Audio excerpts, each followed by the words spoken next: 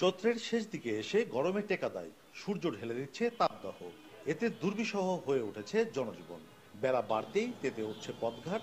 এমন আবহাওয়ায় হাসপাস অবস্থা মানুষের। ঘরে বাইরে কোথাও স্বস্তি মিলছে। মেহেরপুর তীব্র গরমে মানুষ অতিষ্ঠ হয়ে পড়েছে, তাই প্রয়োজন ছাড়া মানুষ বাইরে আসছে না, কিন্তু সেই তুলনায় আমাদের কাজকর্ম খুবই কম।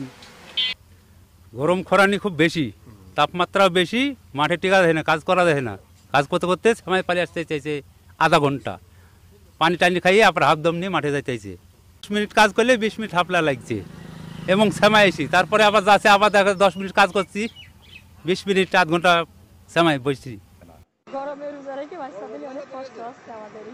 গরমের জন্য কুলানো যাচ্ছে না, ভাড়া প্রতি মোট হচ্ছে না, অথচ শহরে গাড়ির জন্য চলাফেরা করা যাচ্ছে। সারা দেশে বেশ কিছুদিন ধরেই তীব্র গরম অনুভূত হচ্ছে। প্রকৃতিতে গ্রীষ্মের তাপদাহ চলছে। আবহাওয়া অফিস জানিয়েছে আরো 1 সপ্তাহ অব্যাহত থাকতে পারে তাপপ্রবাহ। সহসাই বৃষ্টির আভাসও নেই। বর্তমানে যে মৃদু থেকে মাঝারি ধরনের তাপ প্রবাহ চলছে সেটা অব্যাহত থাকতে পারে। আপাতত বৃষ্টির কোনো সম্ভাবনা নেই প্রায় 8 থেকে 10 দিন। কমেছে বৃষ্টিস্নাত দিনের সংখ্যা।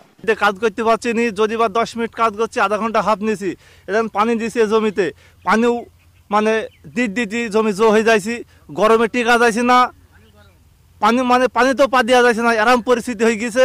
সব মাঠে ঘাটে টিকতে পারছি নি, এই অবস্থা আমাদের।